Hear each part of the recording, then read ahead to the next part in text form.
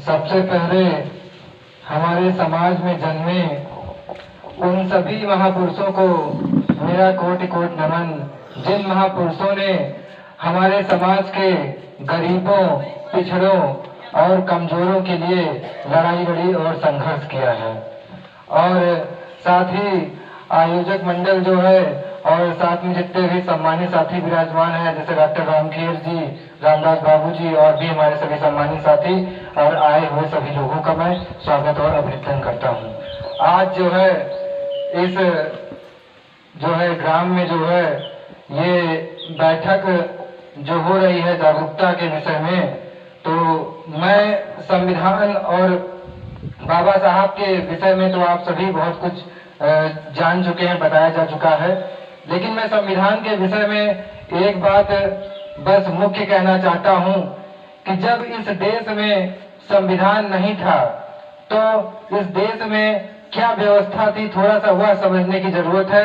और संविधान बनने के बाद और संविधान लागू होने के बाद हमें क्या मिल गया है वो चीज जानने की जरूरत है। तो मैं थोड़ा मोटा मोटा बताऊंगा क्योंकि बातें तो बहुत सारी हो जाएंगी। तो देखिए, जब इस देश में संविधान नहीं था तो इस देश में सिर्फ राजा का बेटा राजा बनता था और राजा की बेटी ही रानी बनती थी। पहले जो है जब संविधान नहीं था तो राजा बनने के लिए या तो दूसरे राज्य में, एक राजा को दूसरे राज्य में जीतने के लिए अपनी सेना लेकर जाकर मार काट करके तब जाके वहां का राजा बनता था जीत कर।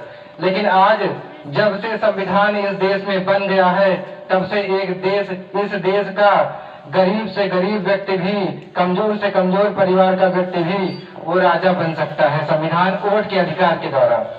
ठीक, तो और पहले जैसे कि संविधान न रहने के पहले इस देश में राजा की बेटी ही रानी बनती थी, लेकिन संविधान बनने के बाद जिस महिला को घर से निकलने की आजादी नहीं थी, संविधान बनने के बाद महिलाओं को पढ़ने का अधिकार मिला और उसके बाद महिलाओं को शासन सत्ता में पहुंचने का भी अधिकार मिला है।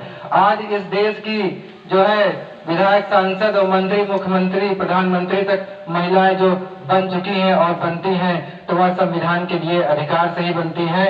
और इसी से मुझे एक बात और याद आ रही है जो मैं थोड़ा सा कहना चाहूंगा कि वैसे तो हमारा राजनीति से कोई मतलब नहीं है, लेकिन फिर भी अगर समाज में किसी ने अच्छा काम किया है या कोई महान व्यक्ति है तो उसकी 2 मिनट की बात हो जानी चाहिए। आज ही के दिन उत्तर प्रदेश की पूर्व मुख्यमंत्री और बसपा सुप्रीमो बहन कुमारी मायावती जी का जन्मदिन है। इसी अवसर पर मैं आप सभी को बहन कुमारी मायावती जी के जन्मदिन की हार्दिक बधाई एवं शुभकामनाएं देता हूं। और साथियों, इस कार्यक्रम के आयोजन के लिए बहुत बहुत बधाई और धन्यवाद देता हूं। इसी के साथ मैं अपनी बातों को विराम देता हूं। धन्यवाद।